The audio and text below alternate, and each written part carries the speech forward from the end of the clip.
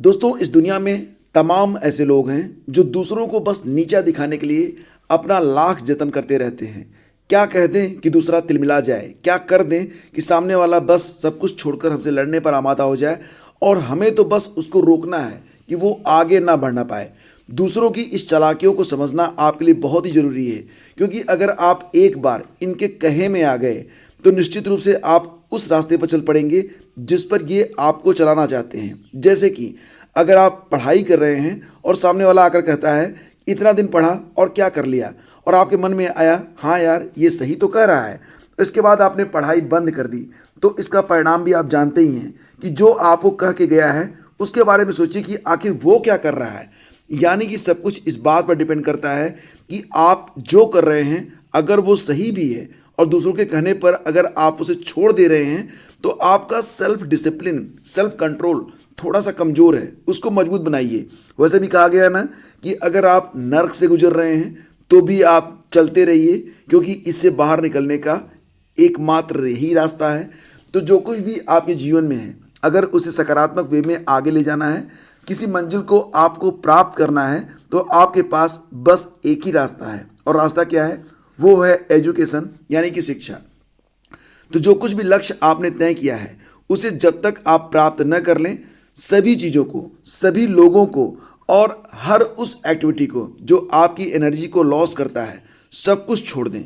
2 महीने जमकर मेहनत कर लीजिए, आप वहाँ पहुँच जाएंगे जहाँ तक पहुँचने के लिए लोग 40 साल लगा देते हैं और पहुँच नहीं पाते हैं। नमस्कार दोस्तों, स्वागत है आप सभी का स्टडी विद ज्ञान प्रकाश में। आज 16 दिसंबर है और देखो यहाँ पर एक और भी खबर है जो कि प्राइमरी शिक्षक भर्ती से जुड़ी हुई है। जैसा कि आप लोग जानते हैं कि 2018 में 69,000 शिक्षक भर्ती आई थी और ये प्राइमरी में होने वाली अंतिम शिक्षक भर्ती थी। उसके बाद से लेकर अब तक 2022 तक कोई भी नई शिक्षक भर्ती नहीं आई है और अभ्यर्थी फिलहाल निराश हैं, क्योंकि लगभग हर साल 1.25 लाख से ज़्यादा डीएलएड पास अभ्यर्थी डिग्री लेकर निकलते हैं। तमाम अभ्यर्थी बीएड करके निकलते हैं। सीटेट और यूपीटेट की परीक्षाएं होती हैं, इसमें भी लाखों की संख्या में अभ्यर्थी क्वालिफाई करते हैं, लेकिन जॉब उनको नहीं मिल पाती है। या तो उनके पास दो ही विकल्प बचते हैं, या तो वो किसी प्राइवेट जगह पर जाकर जॉब करते हैं, या फिर वो अंततः किसी कोचिंग में जाकर पढ़ाना शुरू कर देते हैं। लेकिन उनके मन में एक कसक ये रही जाती है कि उनको जॉब नहीं मिली है। देखो फ्रेंड्स, आपको जो है थोड़ा सा यहाँ पर विस्तृत नज़रिया अपनाना होगा। देखो, सिर्फ अगर आप यूपी के हैं तो यूपी में होने वाली सिर्फ शिक्षक भर्तियों पर आप फोकस ना करें। जो भर्तियां आती हैं पूरे भारत से, जहां पर भी आप एलिजिबल हैं, अगर वो गवर्नमेंट जॉब ही है और आपका टारगेट बस यही है कि हमें गवर्नमेंट जॉब ही करना है, तो उसमें भी आप प्रयास कर सकते हैं। नवोदय में, केवीएस में, इसके अलावा अगर आप देखेंगे तो बहुत सारे प्रेस्टिजियस स्कूल हैं जो कि गवर्नमेंट जॉब के बराबर ही सैलरी देते हैं। तो ऐसी जगहों पर भी जाकर आप ट्राई कर सकते हैं। और सबसे बड़ी बात ये, आप जो चाहते हैं वो आपको मिले या ना मिले, लेकिन जिसके लिए आप डिज़र्व करते हैं वो आपको ज़रूर मिलता है। कहने का मतलब, अपने आप को इतना योग्य बनाओ, इतना एलिजिबल बनाओ कि आपको कोई बीट ना कर सके, यहाँ तक कि कोई जुगाड़ वाला भी आपको पीछे ना छोड़ सके। कहने का मतलब ये है कि केवीएस के लिए जो लोग तैयारी कर रहे हैं, अच्छा एक न्यूज़ में जो आपको देता हूँ केवीएस के लिए। देखो फ्रेंड्स, केवीएस में फॉर्म भरने की लास्ट डेट कब है? आपके पास 10 दिन बचे हुए हैं। 26 दिसंबर लास्ट डेट है। एग्ज़ाम जो है वो अप्रैल से स्टार्ट हो जाएगा। इस बार की जो परीक्षा है सीबीटी मोड में होनी है। आपके पास 90 डेज से अधिक का समय नहीं है। कुछ लोगों की जो इंग्लिश थोड़ी सी वीक है, उनको बिल्कुल भी इस बात को लेकर हताश नहीं होना है। उनको बस अपनी थोड़ी सी वोकैबुलरी पर अब फोकस करना होगा, क्योंकि इंग्लिश में क्या होगा कि अगर आप इंग्लिश में बहुत ज़्यादा सिद्धस्त नहीं हैं, फिर भी इंग्लिश अगर आप समझ पाते हैं, तो जब आपका इंटरव्यू होएगा तो वहाँ पर आपको क्या करना होगा। देखो, वहाँ पर अगर कोई आपसे पूछता है कि आपका नाम क्या है, तो आप बता दो कि हमारा नाम ये है। और अगर आपसे पूछता है कि व्हाट इज़ योर क्वालिफिकेशन, तो आई एम, मतलब इंग्लिश में बताना, ठीक है। हिंदी का जवाब हिंदी में, इंग्लिश का जवाब इंग्लिश में। तो इससे इम्प्रेशन अच्छा रहता है। और 30 नंबर का इंटरव्यू है, तो उसके लिए आपको प्रयास तो करना ही पड़ेगा, ठीक है। फिलहाल बात करते हैं कि अब नई प्राइमरी शिक्षक भर्ती यूपी में कब आएगी। तो 2023 में आनी लगभग तय है। तो आप लोग बिल्कुल श्योर रहें कि 2023 में ये शिक्षक भर्ती आएगी। मैंने आप लोगों से पहले भी कहा था कि यूपी में 2022 में वैकेंसी आने की संभावना बहुत कम है, लेकिन 2023 में ये वैकेंसी आएगी। क्यों? क्योंकि 2024 में लोकसभा का चुनाव है, सीधी सी बात है। चलो आगे बढ़ते हैं। और यहाँ पर देखो तो एसआई भर्ती फर्जीवाड़े में 11 और पर केस, 3 गिरफ्तार, अभ्यर्थी से 15 लाख लेकर गिरोह ने पास कराई थी परीक्षा। तो यहाँ पर एसआई भर्ती परीक्षा 2020-21 में एक और फर्जीवाड़ा सामने आया है। हुसैनगंज थाने में 11 लोगों के खिलाफ केस दर्ज कर 3 को गिरफ्तार किया गया है। यह कार्रवाई उत्तर प्रदेश पुलिस भर्ती और प्रोन्नति बोर्ड की ओर से दर्ज कराई गई एफआईआर पर की गई है। मामले में जौनपुर के अभ्यर्थी रितेश कुमार व गिरोह के प्रतापगढ़ निवासी अतुल यादव, किला चौराहा आसियाना के अजय चौहान, सुल्तानपुर के वीके सिंह तमाम लोग हैं। और इतने महान नहीं है कि इन लोगों का नाम लिया जाए। फिलहाल यहाँ पर जो पूरा मामला था वो ये था कि रितेश ने अजय को 15 लाख रुपए देकर परीक्षा पास की। गिरोह के पास है 104 अभ्यर्थियों के हाई स्कूल इंटर के अंक पत्र और प्रमाण पत्र, कई फर्जी चरित्र प्रमाण पत्र, 104 ब्लैंक चेक, खाली चेक आदि बरामद हुए हैं। तो दलाल ने रख ली थी मार्कशीट, तो कोर्ट से लाया था भर्ती का आदेश। कुछ खबरें ऐसी हैं कि भर्ती बोर्ड के अध्यक्ष राजकुमार विश्वकर्मा ने बताया कि रितेश को 7 मई 2022 को शारीरिक व अवलेखों के परीक्षण के लिए बुलाया गया था। रितेश शैक्षणिक दस्तावेजों की फोटो कापी लेकर आया था। उसे ओरिजिनल कापी लाने को कहा गया तो वो हाई कोर्ट पहुंच गया। वहां से आदेश पारित होने पर फोटो कापी के आधार पर रितेश को चयन प्रक्रिया में शामिल किया गया। नियुक्ति पत्र के लिए गत 13 दिसंबर को वह बोर्ड के समक्ष आया। वहाँ अधिकारियों ने मूल दस्तावेजों के बारे में कड़ाई से पूछताछ की। इस पर रितेश ने बताया कि उसने भर्ती के लिए अजय चौहान को 15 लाख रुपए दिए थे। अजय ने उसके मूल दस्तावेज को भी रख लिया था। वह 3.5 लाख रुपए की मांग और कर रहा था, इसीलिए फोटोकॉपी के सहारे वो शामिल हुआ था। मतलब पूरा मामला जो था यहाँ पर ये इस प्रकार सामने आया है।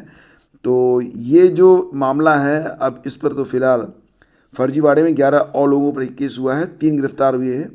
अब देखते हैं कि आगे क्या होता है। और ऐसी ही एक खबर और भी आ रही है। उत्तर प्रदेश एसटीएफ द्वारा हाल ही में एक जनरल ब्लॉग है, कोई एक वेबसाइट है, उसी पर यह खबर मिली है कि उत्तर प्रदेश एसटीएफ द्वारा हाल ही में आयोजित उत्तर प्रदेश राजस्व लेखपाल परीक्षा में कुल मिलाकर लगभग 80 से 100 कॉलेजों के आसपास की फाइनल रिपोर्ट भेजी है, जिसमें एसटीएफ ने अपनी रिपोर्ट में बताया है कि इन लगभग 80 से 100 कॉलेजों में पूर्ण रूप से धांधली की गई और यहाँ से धांधली कराए जाने के कारण इनकी रिपोर्ट आयोग को प्रेषित की जा रही है। ध्यान दीजिए, स्कूलों की संख्या 80 से 100, यानी कि बहुत बड़े लेवल पर यहाँ पर जो है इस न्यूज़ के मुताबिक धांधली हुई है। और यूपी SSSC इस पर क्या निर्णय लेता है, ये बहुत बड़ी बात है। परीक्षा रद्द भी कर सकता है। क्यों? क्योंकि एसटीएफ के द्वारा दिया गया 80 से 100 कॉलेजों का आंकड़ा बहुत बड़ा होता है और अगर इस लेवल पर धांधली हुई है तो परीक्षा की शुचिता बचती कहाँ है। इस पर तो आप लोग खुद ही समझ सकते हैं कि ये जो मैटर है वो कितना संगीन है। फिलहाल ये न्यूज़ और कॉलेजों की लिस्ट अगर आप देखना चाहते हैं तो एक पर्सनल ब्लॉग है, उसी पर ये लिस्ट आई हुई है और उस लिस्ट का डायरेक्ट लिंक मैं टेलीग्राम चैनल studyvidgyanprakash.com पर और जो वेबसाइट है दोनों पर मैं डाल दूंगा। तो वहाँ पर वेबसाइट मतलब studyvidgyanprakash.com और टेलीग्राम चैनल मतलब स्टडी विद ज्ञान प्रकाश, दोनों पर मैं डाल दूंगा। वहाँ से जाकर आप देख पाएंगे कि कौन कौन से कॉलेज इसमें जो हैं बताए गए हैं। तो फिलहाल लेखपाल भर्ती पर तो एक बहुत ही ज़बरदस्त और बहुत बड़ी खबर है और एक बहुत बड़ा खुलासा भी है। आगे बढ़ते हैं। और इलाहाबाद हाई कोर्ट ने आदेश दिया है कि बीएड विषय के सहायक आचार्यों यानी कि असिस्टेंट प्रोफेसर के लिए जो एलिजिबिलिटी शो हुई थी, जो यूपीएससी का नोटिफिकेशन आया था, उसमें ये कहा गया था कि जो लोग एमए इन एजुकेशन हैं या फिर एमएड हैं वो लोग बीएड के लिए असिस्टेंट प्रोफेसर बनने के लिए एलिजिबल हैं। तो इसको एक मतलब चुनौती दी गई थी, याचिका दायर की गई थी। और फिलहाल यहाँ पर एनसीटी का जो रूल है, उसका जो रेगुलेशन है, उसी के मुताबिक असिस्टेंट प्रोफेसर की अर्हता तय हुई है। मतलब ये कि कोर्ट भी मानता है कि एनसीटी की जो न्यूनतम योग्यताएं हैं वो अधिक मान्य हैं क्योंकि इसका गठन विशेष अधिनियम के तहत हुआ है। यह आदेश न्यायमूर्ति सौमित्र दयाल सिंह ने अंजू सहित 2 अन्य की याचिकाओं पर सुनवाई करते हुए दिया है। तो मामले में उच्चतर शिक्षा सेवा चयन आयोग ने बीएड विषय के लिए सहायक आचार्यों के 75 पदों पर भर्ती के लिए विज्ञापन निकाला था। इसमें निर्धारित न्यूनतम योग्यता क्या थी? यूजीसी के रेगुलेशन के मुताबिक, यूजीसी का जो रेगुलेशन है 2018 वाला, उसके मुताबिक एमएड या शिक्षा शास्त्र में परास्नातक जो भी थे वो अर्ह माने गए थे। एनसीटी क्या कहता है? एनसीटी कहता है कि पहली बात तो ये कि सिर्फ एमएड या शिक्षा शास्त्र से परास्नातक होने पर काम नहीं चलेगा।